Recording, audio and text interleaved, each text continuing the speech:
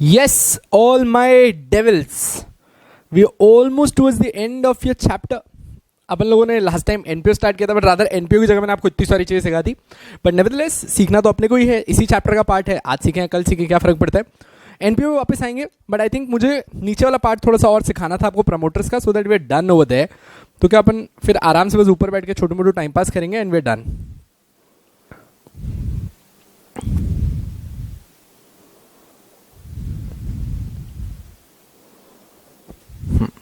Promoters तो हो गया था. एक प्रमोटर्स कॉन्ट्रैक्ट बताना था बच्चे. अब देखो ना, प्रमोटर्स कॉन्ट्रैक्ट का मतलब क्या होता है समझना.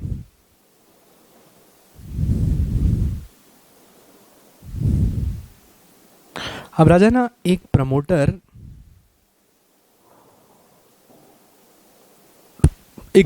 तुम्हारे लिए कंपनी इनकॉर्पोरेट कर रहा है. अच्छा, कंपनी जब बन जाएगी ना, तब तो ये एक सेपरेट लीगल एंटिटी है. जो खुद अलग होगी और इसके मेंबर्स अलग होंगे, प्रमोटर अलग होगा, ये खुद एक सेपरेट लीगल एंटिटी है. पर बच्चे उस फेज का क्या जहां से प्रमोटर्स ने स्टेप लेना स्टार्ट किए थे, सारे स्टेप्स लिए थे. अच्छा देखो, the steps taken for incorporation of the company. ये जो सारे वो स्टेप्स ले रहा था till the time you are incorporated.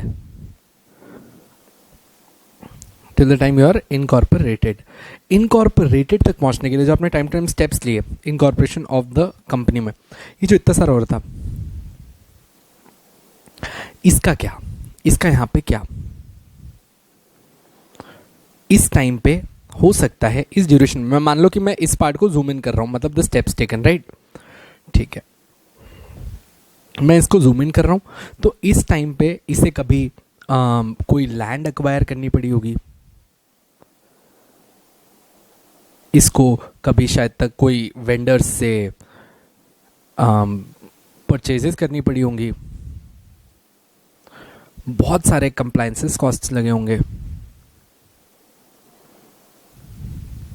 सही, बहुत सारे कंप्लायंसेस कॉस्ट लगे होंगे जब ये कंपनी जाके हुई होगी इनकॉर्पोरेट. और जब ये इनकॉर्पोरेट हुई होगी, ये टाइम होगा जब एक्चुअली ये एक सेपरेट लीगल एंटिटी बनी which is different from its members. राजा, यहां तक पहुंचने के लिए इस बेचारे ने ये जो ये सब किया है, जरूरी है इसके पास सारा पैसा होगा. ऐसा भी तो हो सकता है कि इसने इन बिटवीन ये सब क्रेडिट पे लिया हो और इसने, है ना, कंपनी के बिहाफ पे कॉन्ट्रैक्ट. अच्छा, प्रमोटर तो बोलेगा भैया कंपनी पैसा देगी ना, पर जब वो एग्जिस्टेंस में आएगी तब पैसा देगी. तो ऐसा भी तो हो सकता है. या my laptop has started hanging.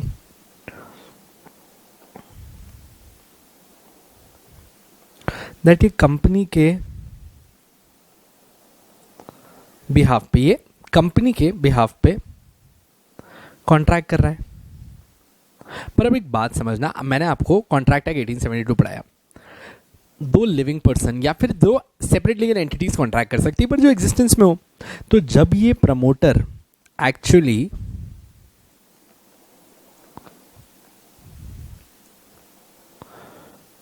Outsiders से कॉन्ट्रैक्ट कर रहा है, जब ये प्रमोटर्स आउटसाइडर्स से कॉन्ट्रैक्ट कर रहा है, ये बोलता है कि मैं किसके बिहाफ पे कॉन्ट्रैक्ट कर रहा हूं, कंपनी के बिहाफ पे. पर बेटा कंपनी है कहां, अभी तक तो कंपनी बनी नहीं थी. तो आप कैसे किसी के बिहाफ पे कॉन्ट्रैक्ट कर सकते हो जब वो पार्टी एग्जिस्टेंस में नहीं है. तो ऐसे कॉन्ट्रैक्ट्स की क्या वैलिडिटी है, ये अब अपन पढ़ने जा रहे हैं. अच्छा, ये जो कॉन्ट्रैक्ट्स हैं ये कंपनी के इनकॉर्पोरेशन के पहले बन रहे हैं, इसीलिए इन कॉन्ट्रैक्ट्स को कहा जाता है प्री इनकॉर्पोरेशन कॉन्ट्रैक्ट्स. सो बच्चा, प्री इनकॉर्पोरेशन कॉन्ट्रैक्ट्स कौन एंटर करता है, ये प्रमोटर एंटर करता है. कब एंटर करता है, prior to the incorporation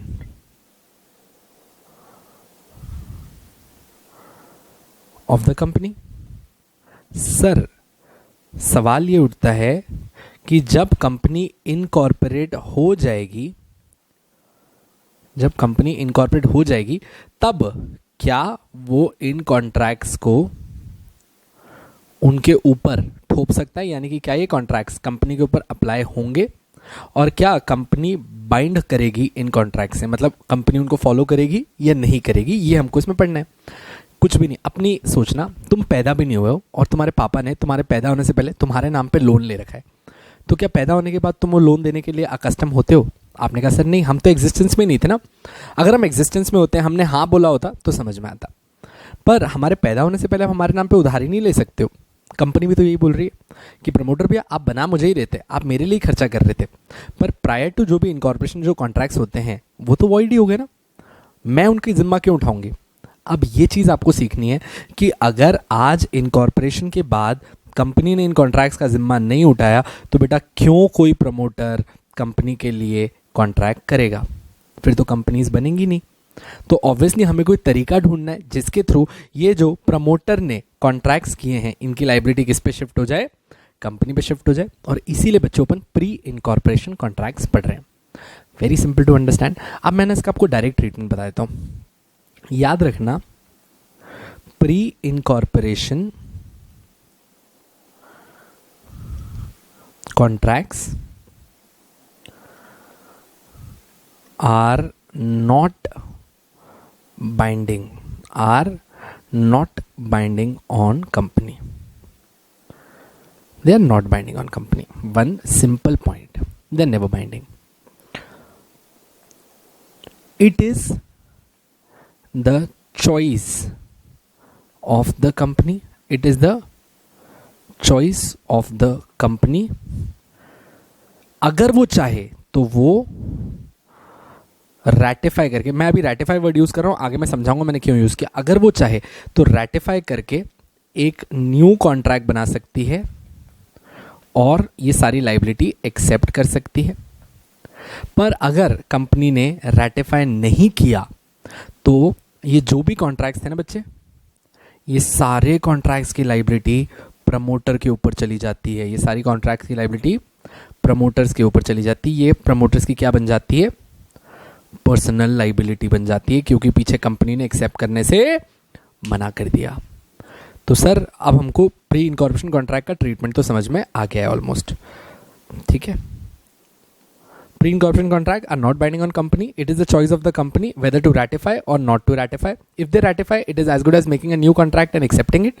ratify नहीं किया तो मर गया प्रमोटर, पूरी लाइबिलिटी प्रमोटर की. सिंपल है, समझ में आ गया सर. आ जाओ, बस कुछ नया नहीं सीखना बच्चे. In regards to ratification, ratification मतलब अप्रूवल, आप अप्रूव करते हो ना. Of promoters contract, the company could not ratify contracts made by a promoter before its incorporation. इसको could not नहीं, प्लीज अच्छी इंग्लिश कर दो. The company cannot. So मैंने आपको बोला था मैं आगे चल के ratify वर्ड चेंज करूंगा, देखो अभी चेंज कर रहा हूँ.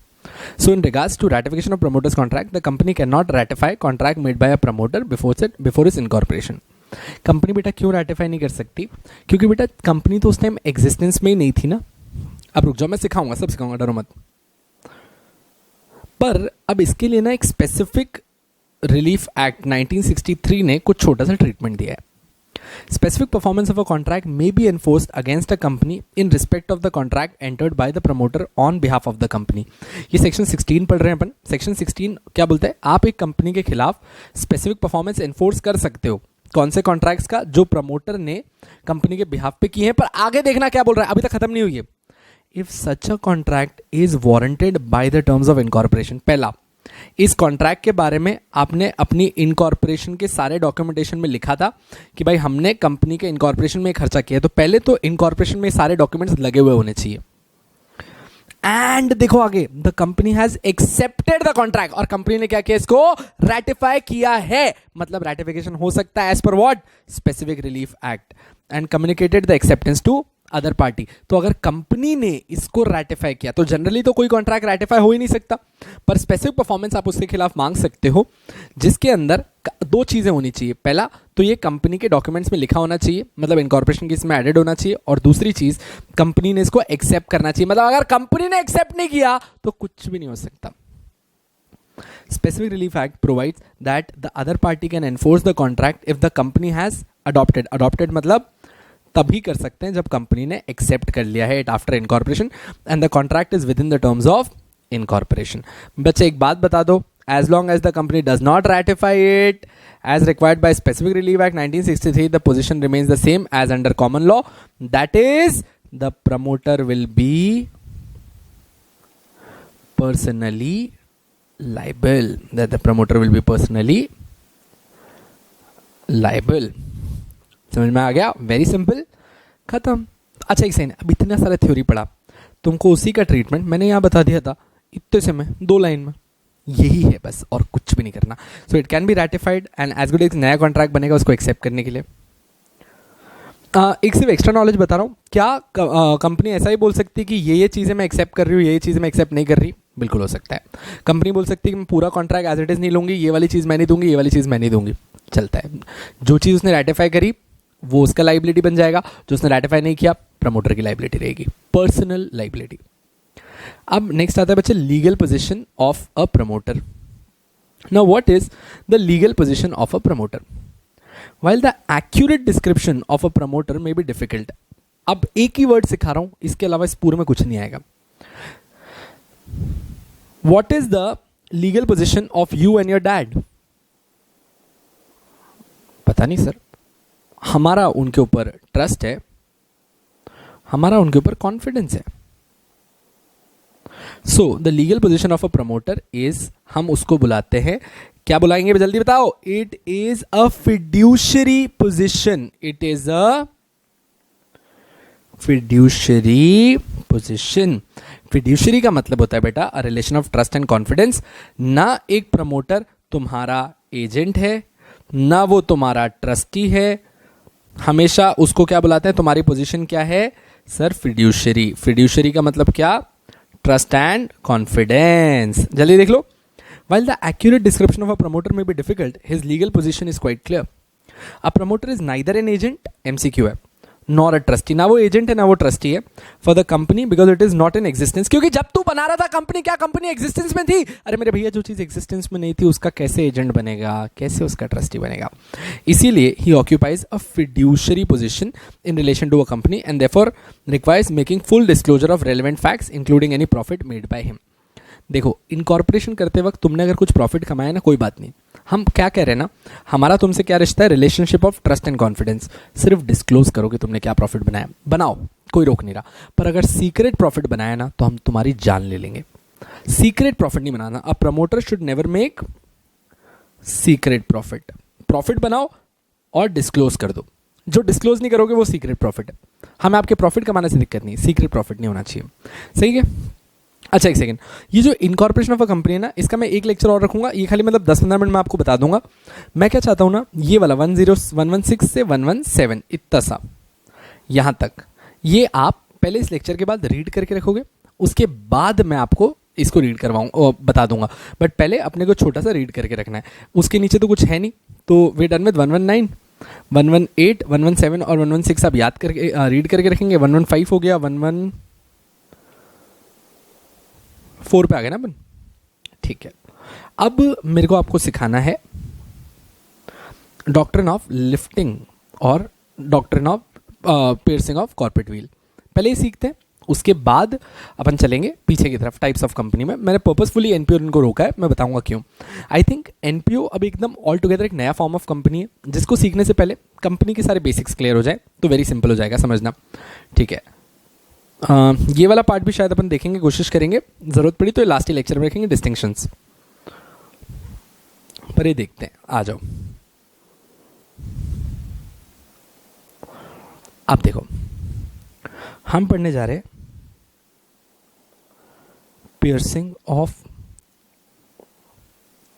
कॉर्पोरेट व्हील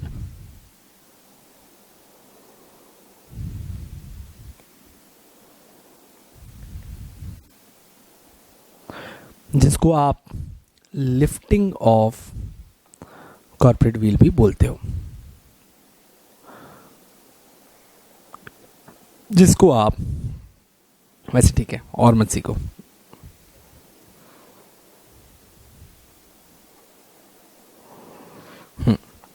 अब देखो,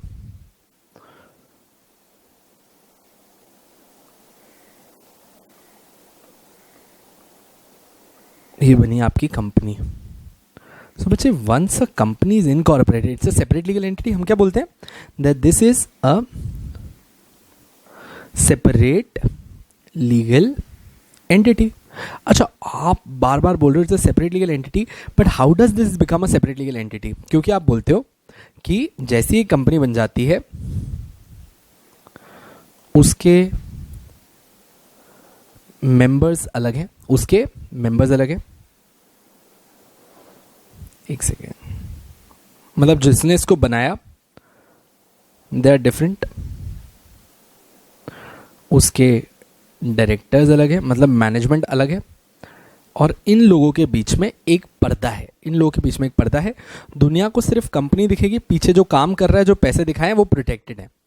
ये जो पर्दा है ना बेटा, जो एक कंपनी को उसके डायरेक्टर्स या फिर उसके मेंबर्स से अलग कर रहा है, इस पर्दे को तुम बोलते हो कॉर्पोरेट व्हील। इस पर्दे को अपन क्या बोलते हैं? Corporate veil. अब ये corporate wheel is a distinctive feature जो कंपनी को मिलता है जैसे ही वो इनकॉर्पोरेट हो जाती है।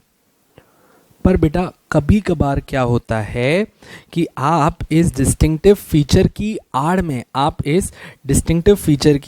में फ्रॉड करते हो, लॉज का ब्रेकिंग करते हो, या फिर कोई इलीगल एक्टिविटीज करते हो। तो क्या ऐसे टाइम पे आपको नहीं लगता कि आप कंपनी के डिस्टिंक्टिव फीचर का फायदा उठा रहे हो? सर कैसे उठा रहे, एक एग्जांपल दोगे? लो, तो मैंने एक कंपनी बनाई,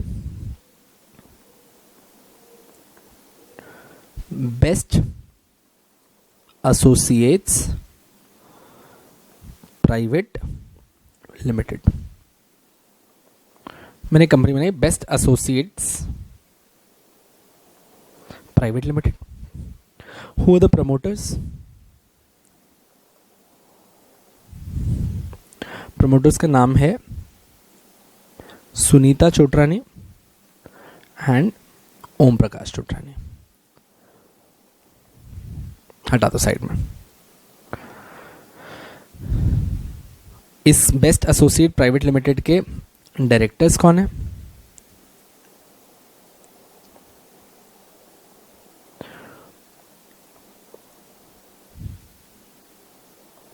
चिराग चोटरानी, मिस्टर विकास वोरा,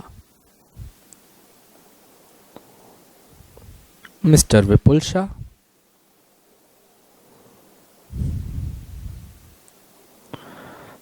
हैंग होना तो बंद हो जाए साला ये, एंड मिस्टर हरीश मथारिया। ये चिराग, विकास, विपुल, हरीश मथारिया, चार लोग डायरेक्टर्स हैं। वेरी सिंपल है यार, सही है सर, बिल्कुल सिंपल है। अब ये क्या कहना चाह रहे हैं? अब यार है ना, इनका काम क्या है, इस कंपनी का ऑब्जेक्ट क्या है? बेटा ऑब्जेक्ट कहाँ लिखा होता है? सर मेमोरेंडम ऑफ एसोसिएशन में ऑब्जेक्ट लिखा होता है। तो हमारा ऑब्जेक्ट है, हम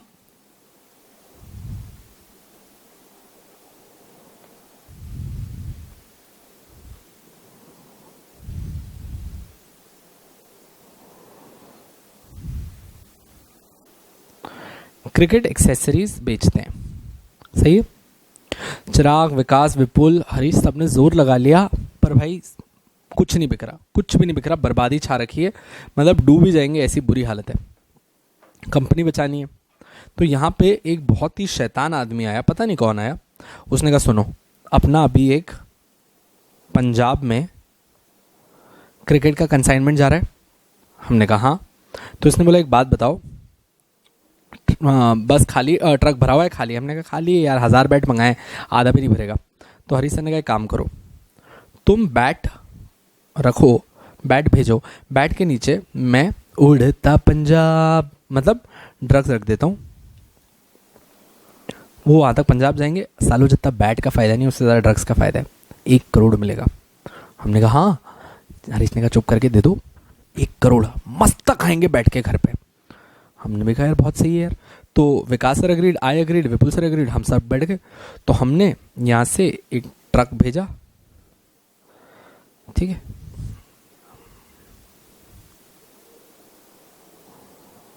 हाँ ट्रक भेजा, नीचे पूरे ड्रग्स, ऊपर बैट, ड्रग और बैट, जा रही गाड़ी, रास्ते बढ़िया चल रही है, भगा रहे गाड़ी। अब क्या हो रहा है इधर, रास्ते में कहीं पे पुलिस ने पकड़ लिया।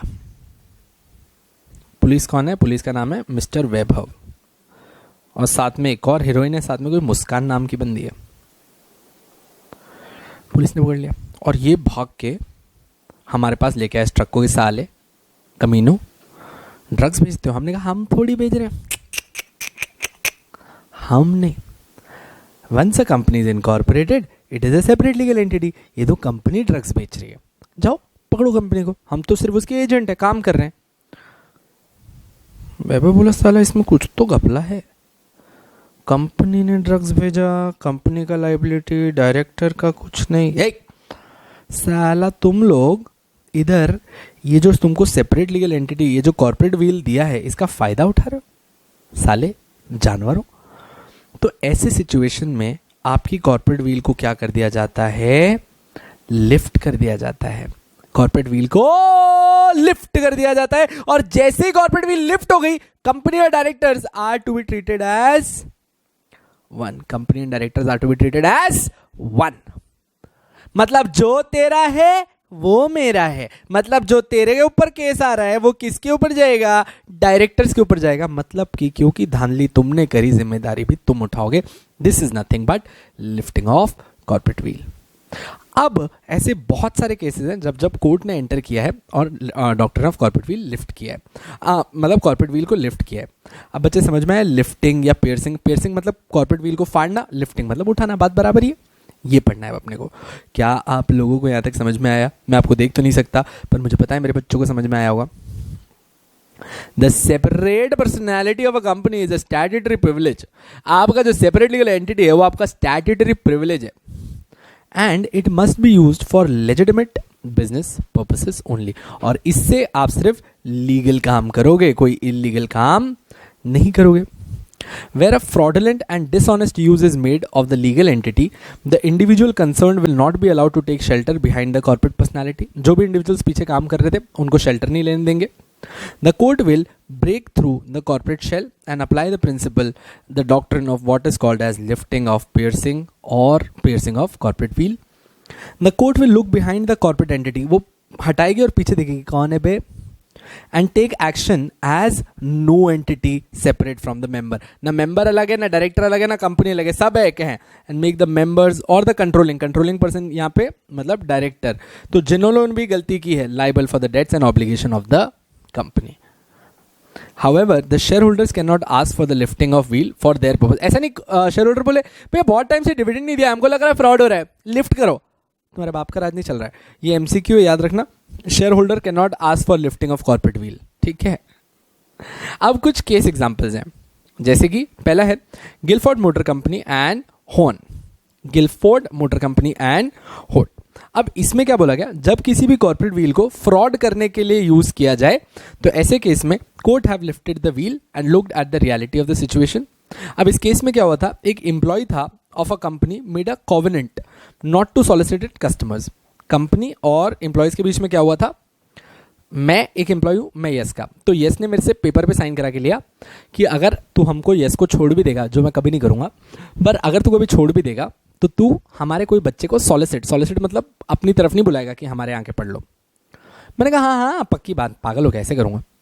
जिस दिन मैंने छोड़ा, मैंने खुद की एक अकेडमी बनाई, वेरी यस बना के मैंने बोला आ जाओ, बच्चों को बुलाया, मैं आ जाओ तुम, तो बच्चे आने लग गए। मैंने कहा यार मैं डायरेक्ट बुलाऊंगा तो फंस जाऊंगा, मैंने बना दी वेरियस प्राइवेट लिमिटेड। मैंने कहा आपने क्या बोला था चिराग, तू नहीं बुलाएगा, कंपनी से सेपरेट लीगल एंटिटी, कंपनी बुला रही है, मैं थोड़ी बुला रहा हूँ, मैं तो सिर्फ कंपनी के बिहाफ पे बुला रहा हूँ। विकास सर बोले साले अपने को एड़ा समझता है। Chirag formed a company which undertook solicitation and the company was restrained by the court. तो फिर कोर्ट ने बोला था कि नहीं आप गलत कर रहे हो, इस कंपनी को बनाने का रीजन सिर्फ और सिर्फ इतना था ताकि आप इस कोवेनेंट को जंप कर पाओ। एक केस ये था। दूसरा है आरजी फिल्म्स। अच्छा, इसके आगे लिख लो, when the company is merely an agent. जब कंपनी को आपने सिर्फ क्यों बनाया है, सिर्फ एक एजेंट के फॉर्म में बनाया है। अब इसमें क्या हुआ ना, हमने इंडिया के अंदर उस टाइम पे American pictures, American film ban कर रखी थी। Don't take me otherwise, American film मतलब देखने वाली अमेरिकन फिल्म हमने बैन कर रखी थी। तो एक अमेरिकन कंपनी ने क्या किया,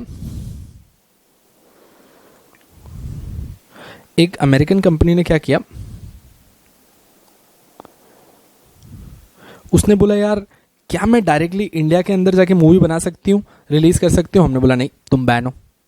तो उसने क्या किया, एक ब्रिटिश कंपनी बनाई। एक ब्रिटिश कंपनी बनाई। ब्रिटिश कंपनी को बोला, उसकी 90% शेयर कैपिटल किसने खरीद ली, इस अमेरिकन कंपनी ने खरीद ली, और उसके थ्रू एक फिल्म प्रोड्यूस करी और इंडिया के अंदर लॉन्च कर दी। इंडिया के फिल्म बोर्ड ने इस मूवी को मना कर दिया और बोला कि ये ब्रिटिश कंपनी सिर्फ दिखाने के लिए बनाया है साहिब, एक्चुअली ये जो है तुम्हारी क्या है, अमेरिकन कंपनी है, और अमेरिकन कंपनी यहाँ पे बैन है। ये ब्रिटिश कंपनी सिर्फ और सिर्फ इसलिए बनाई गई थी ताकि तुम हमें फ्रॉड कर पाओ कि तुम ब्रिटिश हो, अमेरिकन नहीं। तो इसीलिए यहाँ पे जो इनके बीच में कॉर्पोरेट व्हील था, कोर्ट ने उसको लिफ्ट किया और बोला हाँ भैया आपने गलत किया है।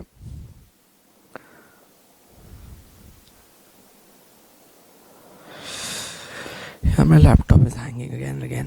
देखो भैया, in the said case, an American company produced a film in India through a British company. In this British company, 90% of the capital was held by the president of the American company, which financed the making of the film. Lifting the corporate wheel, the Board of Trade and Commerce, जो हमारे यहाँ पे है, refused to register the film as American companies were not allowed to produce film in India, and the British company was just an instrument of American company. तो जब आप खाली किसी कंपनी को एजेंट बना के लेके आते हो, so we can refuse you, corporate veil lift हो सकती है। तीसरा केस क्या था भैया, कॉर्नर्स ब्रो वर्सेस कॉर्नर्स। तो अब यहाँ पे अपन क्या कर रहे थे ना, अपन लोग ये देखना चाह रहे थे कि कहीं हमारी एनिमी कंट्री से तो कोई कंपनी नहीं आ गई यहाँ पे। जैसे अभी अपन ने बैन किए हैं, अपन ने बोला नहीं था कि पबजी को भी बैन कर देंगे, अलग अलग कंपनीज एप्स बैन कर रहे हैं, क्योंकि वो हमारी एलियन एनिमीज बन रही है ना, उनसे हमारी कभी वॉर हो सकती है। हम क्यों चाहेंगे भारत का पैसा उनके पास जाए। So in the given case, a company whose affairs were de facto with the persons. अब in this case, कंपनी के जो सारे अफेयर्स थे वो किसके de facto मतलब अल्टीमेट कंट्रोल किसके पास था, with the person resident of Germany. सारे लोग कहाँ थे, जो भी रेसिडेंट थे जर्मनी के, उनके पास कंपनी का कंट्रोल था। And Germany was with war with England, Germany और इंग्लैंड का वॉर चल रहा था। इंग्लैंड के अंदर कोई एक कंपनी थी जिसके सारे शेयर होल्डर्स कहाँ के थे, जर्मनी के। तो इंग्लैंड ने बोला एक सेकंड, साले तू हमारे यहाँ कमा रहा है और हमारे दुश्मन को पैसा दे रहा है ताकि वो हमको ही मार सके। The corporate veil of the company was lifted and the alien company was not allowed to proceed with the action as it was against public policy. समझ में आ गया। नेक्स्ट अप है ढिंशा मनकजी वर्सेस पीटीडी। ये तो मेरा फेवरेट केस है।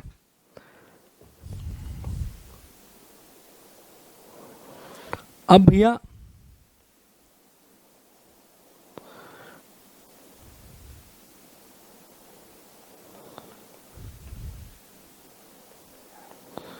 ढिंशा मनकजी versus PTD, इसमें क्या हुआ, this guy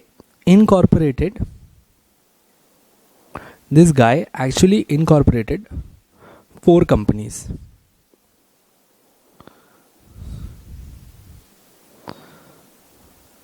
A, B, C, D. This guy actually incorporated 4 companies, A, B, C, D. अब ये क्या करता था ना, ये एक्चुअली जो अपने ढिंशा भैया थे, इनको है ना बहुत सारा इंटरेस्ट इनकम, बहुत सारे डिविडेंड्स, ये बहुत आता था भर भर के, और इसको टैक्स अवॉइड करना था, तो ये क्या करता था, इसके बाद जो भी इंटरेस्ट डिविडेंड आता था ना, वो A, B, C और D को एज लोन भेज देता था। तो जब इनकम टैक्स अथॉरिटी इसके पास आती थी तो ये बोलता था भैया मेरे पास तो पैसा है ही नहीं, मैंने क्या दे दिया, लोन दे दिया। इनकम टैक्स अथॉरिटी कहती है हाँ सही बात है, तूने लोन दे दिया। तो इनकम टैक्स अथॉरिटी आती थी A, B, C, D के पास कि तुम्हारे पास तो पैसा है, तुम तो दो। अब ये ABCD बोलते थे भैया आपको दिख रहा है हमारे पास पैसा नहीं है, हमारे ऊपर लोन है, और इनकम टैक्स किस पे दिया जाता है, इनकम टैक्स इनकम पे दिया जाता है, हमारी इनकम थोड़ी है, ये तो लोन है, तो हम भी टैक्स नहीं भरेंगे। इनकम टैक्स कहते थे हाँ सही बात है। मैं नेक्स्ट ईयर आता हूँ। नेक्स्ट ईयर जैसे ही इनको प्रॉफिट होता, ये पूरा का पूरा प्रॉफिट एज इंटरेस्ट पेमेंट डिंशा को दिखा देते। तो जैसे ITI कंपनी के पास इनकम टैक्स अथॉरिटी बोले भैया अब तो प्रॉफिट हुआ है, इन्होंने कहा सर प्रॉफिट नहीं है, ब्याज भर रहे हैं। इनकम टैक्स अथॉरिटी का सही बात है। जैसे ये IT अथॉरिटी इधर आती ढिंचो के पास, ढिंचो बोलता भैया जो आया था ना वो सब वापस मैंने क्या कर दिया, लोन दे दिया। IT अथॉरिटी बोलती ठीक है। ऐसा चलता रहा सालों तक। फिर IT अथॉरिटी बोली ए तू हमारा विनोद काट रहा है क्या, ये क्या कर रहा है भैया, तेरा पैसा इधर, इधर से वापस इधर, साले ये जो तूने कंपनियां बनाई है ना ये सिर्फ और सिर्फ इसलिए बनाई ताकि तू टैक्स अवॉइड कर पाए, और तूने बहुत अच्छा गेम बना के हमको घुमा रहा है और टैक्स अवॉइड कर रहा है। रुक, तू और ये कंपनियां कोई सेपरेट लीगल एंटिटी नहीं है, तू और कंपनी क्या हो, सिर्फ एक ही हो। तो यहां पे लिख लो when the company was, यहाँ पे प्लीज डी पॉइंट के आगे लिख लो when the company was just created to evade tax, when the company was just created to evade tax। जल्दी लिख लो, खत्म। ये जल्दी आप रीड कर लो। I am not reading this again, आपको सिखाई दिया पूरा केस मैंने।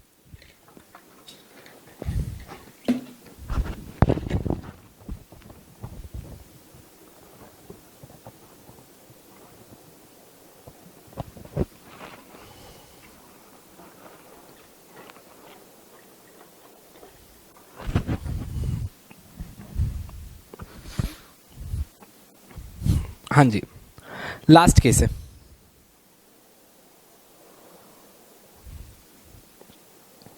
लिखना इसके ऊपर, लिखो इसके ऊपर when the company was formed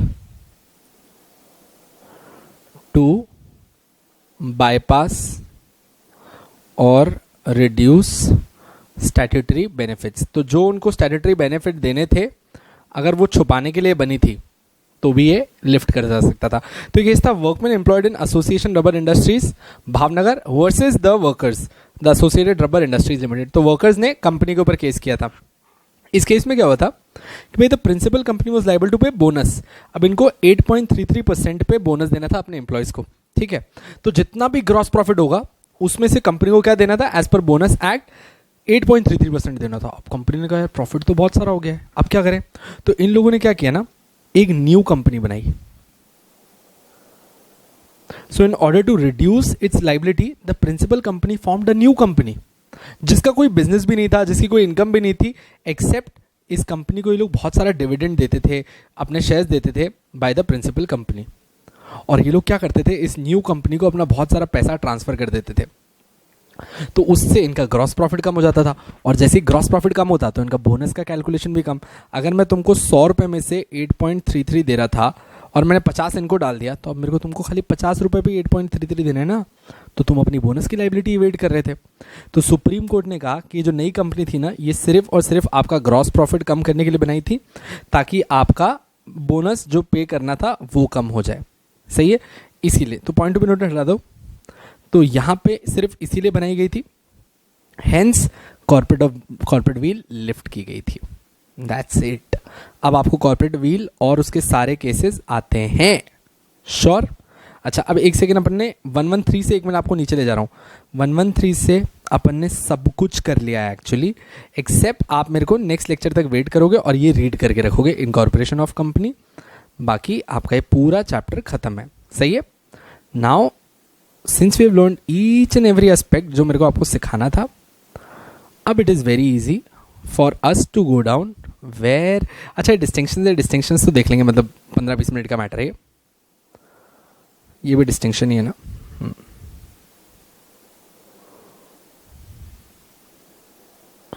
ये तो हो गया ऑलरेडी।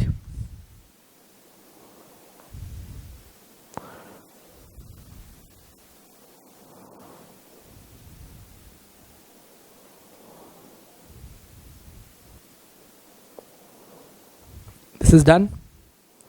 तो अब अपन अपना खाली ये टाइप्स ऑफ कंपनीज पढ़ रहे थे, दिस इज डन। आ जाओ, अब अपन पढ़ रहे थे एसोसिएशन नॉट फॉर प्रॉफिट। अब बताओ एसोसिएशन नॉट फॉर प्रॉफिट के लिए मेरे को तुमको कितना घुमाना पड़ा। So sometimes the institute is not actually focused कि उनको कैसे करना चाहिए था, कुछ चीज़ें ऊपर नीचे कर दी, हैंस अपन ने भी नोट्स में कहीं कहीं जाके पढ़ा है, तो आई डोंट थिंक इससे कोई प्रॉब्लम है। आ जाओ अब एसोसिएशन नॉट फॉर प्रॉफिट पढ़ लेते हैं।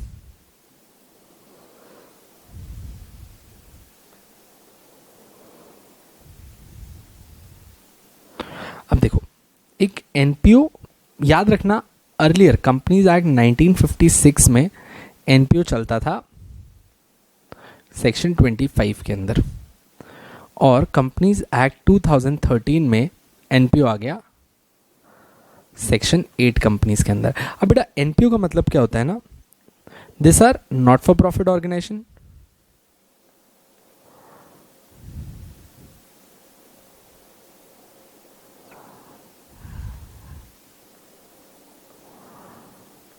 अब बात समझना बेटा, ये ऐसी कंपनीज होती हैं, ऐसा नहीं है कि एक नॉट फॉर प्रॉफिट ऑर्गेनाइजेशन पैसा नहीं कमाती, कमाती है, बिल्कुल कमाती है, भर भर के कमाती है, बट सो याद रखना not for profit organisation can earn as much profit as it wants, but the profit is never shared, the profit is never shared with the members। मतलब कि they do not give dividend, क्योंकि इसका काम पैसा कमा के members को बांटना नहीं था। एक एनपीओ का, अरे मेरे भाई चल जा, एक बच्चे एनपीओ का ऑब्जेक्ट होता है प्रमोशन करना। क्या करना? प्रमोशन करना, हेल्प करना। क्या, किस चीज में हेल्प करना? कोई आर्ट प्रमोट करना, उसकी हेल्प करना, कोई साइंस, कोई मतलब एनीथिंग टू एनी, मतलब कोई कम्युनिटी कल्चर, किसी भी चीज को डेवलप करने का, उनको मदद करने का, सेल्फलेस आपका मन है आर्ट साइंस कल्चर प्रमोट करने का, तो उसको आप बुलाते हो एनपीओ की। भाई इनका ऑब्जेक्ट क्या है? प्रमोशन है, promotion of some art science, charitable, charity is their idea. So whatever they earn they give it for charity, for the benefits. ये काम करने के लिए एक एनपीओ को, ये काम करने के लिए एक एनपीओ को पहले इनकॉर्पोरेट करना पड़ेगा अंडर कंपनीज एक्ट 2013। पहले एक नॉर्मल इनकॉर्पोरेशन होगा, वन सिंपल है। Once it is incorporated, the next step what you have to do is, आपको उसको सेक्शन 8 कंपनी के अंदर रजिस्टर कराना है। तो सेक्शन 8 कंपनी के अंदर रजिस्टर कराने के लिए बच्चे याद रखना, यू नीड अ लाइसेंस, और ये लाइसेंस आपको कौन देती है? सेंट्रल गवर्नमेंट देती है। याद रखना, ये लाइसेंस नहीं और तुम एनपीओ नहीं, ये लाइसेंस आपको देती है central government under section 8(1). Under section 8(1) आपको ये लाइसेंस मिलता है। और आपका आइडिया सिर्फ और सिर्फ क्या था? ऑब्जेक्ट प्रमोट करना, किस चीज़ का? आर्ट साइंस कल्चर चैरिटी करने का ऑब्जेक्ट था। अब देखो समझना, हम आपको क्या बेनिफिट देने वाले हैं। द बिगेस्ट बेनिफिट इज कि एक एनपीओ कंपनी को अपने पीछे ना प्राइवेट लिमिटेड लिखने की ज़रूरत है, ना लिमिटेड लिखने की ज़रूरत है, ना अनलिमिटेड लिखने की ज़रूरत है, कुछ भी लिखने की ज़रूरत नहीं है। You been exempt. क्यों? क्योंकि कंपनी के पीछे जब प्राइवेट लिमिटेड, लिमिटेड या अनलिमिटेड लिखा जाता है तो हम अज्यूम करते हैं कि ये प्रॉफिट के लिए बनी है, क्योंकि लोग रिस्क ले रहे हैं, इसीलिए इनको कुछ भी नहीं लिखना। जैसे being human, you never say being human private limited और बीइंग ह्यूमन लिमिटेड और being human Salman private limited, nothing, right? It's just being human because it's a not profit organisation. Being human पे जाके कभी एक जैकेट खरीद, अबे jacket छोड़ो, चड्डी खरीदना, तुम्हारी खुद की उतर जाएगी जो पहन के गए थे, इतनी बुरी हालत है, इतना एक्सपेंसिव है। सर फिर ये एनपीओ कैसे हुआ? क्योंकि NPOs are allowed to earn profit, but उनका ऑब्जेक्ट है, जैसे वो लोग कैंसर पेशेंट्स की हेल्प करते हैं, सलमान भैया जिन जिनको उड़ा देते हैं उनकी मदद करते हैं, तो काफ़ी दिलदार है ये लोग। आ जाओ section 8, the central government may grant such a licence if, अब देखो सेंट्रल गवर्नमेंट आपको लाइसेंस देती है MCQ 1, it is intended to form a company for promoting commerce, art, science, any sport, any education, कोई रिसर्च, किसी social welfare करना चाहते हो, कोई रिलीजन का प्रमोशन है, चैरिटी करना चाहते हो, एनवायरमेंट को बचाना चाहते हो, या ऐसा कोई मिलता जुलता प्रोजेक्ट है तो वो आपको अलाउ करती है।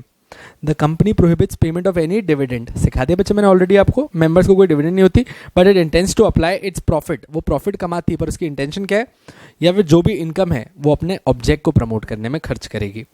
The company is registered without paying any stamp duty on it's memorandum और आर्टिकल्स। ये MCQ है। वैसे हर कंपनी को स्टैम्प ड्यूटी देनी पड़ती है रजिस्ट्रेशन पे, इनको देने की जरूरत नहीं है। Now coming down to the condition, a company which has been granted licence under section 8 can not alter the provision of its memorandum और article except with the previous approval of central government.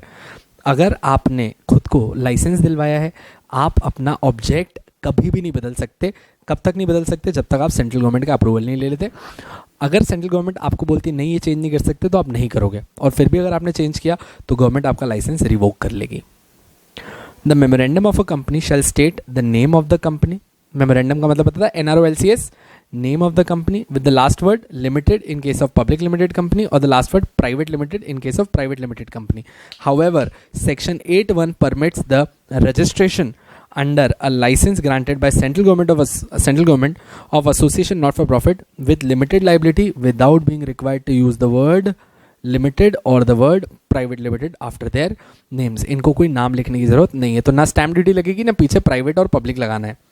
This is of great value to companies not engage in business like bodies pursuing charitable, educational और other purposes of great utility. Last चीज जो मैं आपको सिखाना चाह रहा था, देखो वैसे एक पार्टनरशिप फर्म इज नॉट सुइजरस, वैसे एक पार्टनरशिप फर्म इज नॉट सुइजरस। बेटा सुइजरस का मतलब क्या होता है? Capable of entering into a contract. एक पार्टनरशिप सेपरेट लीगल एंटिटी थोड़ी होती है। सिंस ये सेपरेट लीगल एंटिटी नहीं होती है तो ये कभी कॉन्ट्रैक्ट में एंटर ही नहीं कर सकती। सिंस एक फर्म कॉन्ट्रैक्ट में एंटर ही नहीं कर सकती तो वो शेयर्स भी नहीं खरीद सकती। हाउएवर याद रखना, एक फर्म मेंबर बन सकती है एक कंपनी की, कौन सी वाली? जो रजिस्टर्ड है सेक्शन 8 के अंदर। सर क्यों? क्योंकि बेटा एनपीओ की शेयर कैपिटल नहीं होती। आप एनपीओ के मेंबर कैसे बनते हो? सब्सक्रिप्शन करके, मतलब डोनेशन करके। तो अब जैसे फॉर एन एग्जांपल मैं मेरे दादाजी के नाम पे आज भी डोनेशन दे सकता हूँ ना, तीरथ दास जी, मैं उनके नाम पे डोनेशन दे सकता हूँ। हाँ बिल्कुल दे सकते हो सर, वो मर गए ना, पर उनके नाम पे डोनेशन तो दिया जा सकता है। इसीलिए एक फर्म चाहे वो एग्जिस्टेंस में नहीं है, स्टिल हम मान सकते हैं that it can become a member of a company registered under this section. यहीं पे एक चीज याद रखना, a firm is not capable of buying shares in any other company. खत्म, सिंपल था, खत्म हो गया आपका एनपीओ। अब क्या पढ़ना है ना? ये तो ऑलरेडी हो गया, what is the limited company, done. लो ना, what is holding subsidiary and associate, झटके में खत्म करेंगे। बेस्ट पार्ट तो क्या है ना, होल्डिंग कंपनी को इन लोगों ने कहीं एक्सप्लेन नहीं किया है, तो दिस इज नॉट डिफाइंड। मैंने ना अभी तक आपको इतनी बार होल्डिंग सब्सिडरी बोल दिया कि अब आपको समझ में आ ही गया होगा। सो ए अगर बी के अंदर इस तरीके से शेयर्स खरीद लेता है या फिर उसके पास किसी तरीके से कंट्रोल आ जाता है कि वो बी को अपने हिसाब से चला सकता है, तो हम बोलते हैं कि ए क्या बन गई है? होल्डिंग कंपनी बन गई है, और बी क्या बन गई है? सब्सिडरी कंपनी बन गई है। ए होल्डिंग बन गई और बी सब्सिडरी बन गई। So as per section 2 subsection 46, holding company in relation to one or more other company means a company which has subsidiary companies. तो होल्डिंग की डेफिनेशन क्या थी 2 सबसेक्शन 46 में? जिसकी सब्सिडरी या मल्टीपल सब्सिडरीज है वो होल्डिंग कंपनी। खत्म। सब्सिडरी को समझाया इन लोगों ने कि सब्सिडरी क्या होती है। देखो, as per section 2 subsection 87 it provides that subsidiary company का मतलब क्या होता है? In relation to any other company, that is to say means a company in which the holding company. अब होल्डिंग कंपनी 3 तरीके से आपको अपनी सब्सिडरी बना सकती है। Controls the composition of board of directors. अच्छा बेटा, what do you mean by control the composition of board of directors? To control the composition of board of directors, it simply means कि आप majority of the directors को appoint या remove कर सकते हो। तो अगर होल्डिंग कंपनी का आपके बोर्ड ऑफ डायरेक्टर्स के कॉम्पोजिशन को कंट्रोल करने का पावर आ गया तो हम मानेंगे ये कंपनी सब्सिडरी बन गई और जिसके पास पावर आया वो होल्डिंग बन गई। एक्सरसाइजेज और controls more than 1/2 of the total share capital, आपके पास हमारी कंपनी की मोर देन 50% शेयर कैपिटल आ गई एट इट्स ओन और together with one or more of its subsidiaries. एक सेकेंड ना, ये हटाओ, बस यहाँ पे ये थर्ड पॉइंट है। तो exercises control over more than 1/2 of the total share capital, ठीक है, इधर हटा दो। ये आया समझ में, ये वाला कट करो, इधर तक समझ में आया बेटा। तो पहला यू हैव कंट्रोल, कंट्रोल का मतलब सर, कंट्रोल का मतलब भी यही हो गया ना, more than 50% of the shares, क्योंकि जब आपके पास more than 50% of the shares आता है तभी आप अपॉइंट और रिमूव कर सकते हो डायरेक्टर्स को। बेटा इन दोनों को अलग अलग क्यों दिया है? मान लो कि वो company not having share capital थी, वो गारंटी वाली कंपनी थी, वहाँ शेयर कैपिटल थी नहीं, तो वहाँ पे क्या वर्ड यूज करते हैं ये लोग? कंट्रोल। और अगर वो शेयर कैपिटल वाली कंपनी थी तो आप बोलते हो 1/2 of the total share capital. और इसी में एक और चीज होती है, ये प्रोवाइडेड, ये कट करो, इसमें बस एक थर्ड पॉइंट लिखो। और थर्ड पॉइंट क्या है? सुनना, bye forming layers, bye forming layers, बस ये लिखो। सर बाय फॉर्मिंग लेयर्स क्या होता है? समझो, A is the holding of B, इसका मतलब है ए होल्डिंग है, बी सब्सिडरी है। B is the holding of C, मतलब इस केस में बी होल्डिंग है और सी सब्सिडरी है। सही बात है। A is the holding of B and B is the holding of C. तो can I say that A is the holding of B as well as of C? क्योंकि B भी तो A की ही है, तो अगर B किसी की मालिक है तो A B का मालिक है, तो मतलब वो दोनों A की सब्सिडरीज हो गई। बच्चे इसको तुम बोलते हो बाय फॉर्मिंग लेयर्स, इसको तुम बोलते हो by forming layers. So holding means any company which has subsidiaries. Subsidiary मतलब a holding company if has more than 50% of the capital in my company, it becomes my holding and I become its subsidiary. If the holding company has control in me, control means the right to appoint or remove majority of the directors, and third, by forming layers, I become subsidiary. Associate का मतलब क्या होता है? अब देखो associate simple है, जब A एक कंपनी का दूसरी कंपनी में 20% या उससे ज़्यादा स्टेक हो जाए, तो ऐसे केस में इन दोनों कंपनीज को एक दूसरे की क्या बोला जाता है? एसोसिएट बोला जाता है। इन दोनों को क्या बोला जाता है? एक दूसरे की एसोसिएट बोला जाता है। तो मतलब 20 से लेके 50% के बीच में जितना भी शेयर्स आपके पास है, आप दोनों एक दूसरे को क्या बोलोगे? एसोसिएट। 50% से ज्यादा हो गया तो क्या बुलाओगे? Holding subsidiary. समझ में आ गया क्या? देखो, an associate company in accounting and business valuation is a company in which another company owns a significant portion. Now what is significant portion? Usually 20% से ज़्यादा पर 50% से कम. In this case an owner does not consolidate the associates financial statement. वैसे जब आपकी holding subsidiary होती है तो आप दोनों की बैलेंस शीट मर्ज हो जाती है। कंसोलिडेट का मतलब होता है दो बैलेंस शीट को मर्ज कर देना। तो ये बोल रहा है कि एसोसिएट के केस में कभी भी ओनर कंपनी अपनी बैलेंस शीट एसोसिएट के साथ मर्ज नहीं करती है, वो अलग अलग ही रहते हैं। सिर्फ हम मानते हैं कि आप दोनों का एक दूसरे पे काफी सिग्निफिकेंट इंपैक्ट आ गया, दैट्स इट। ठीक है, खत्म। Now what is producer dormant Nidhi NBFC? I think तो we keep this all for the last lecture. इस लेक्चर के लिए बहुत हो गया, लास्ट लेक्चर में ये सब कुछ खत्म करेंगे। यहां तक उम्मीद करता हूं आपको सब कुछ अच्छे से समझ में आ गया होगा। बस ऐसे ही चलते रहना है। अब इसके बाद लास्ट लेक्चर है एंड वी आर डन। ठीक है, तो इस लेक्चर में बैठने के लिए आपका बहुत बहुत धन्यवाद। पहले इनकॉर्पोरेशन रीड कर लेना, फिर बताना। ठीक है, जय हिंद, जय महाराष्ट्र।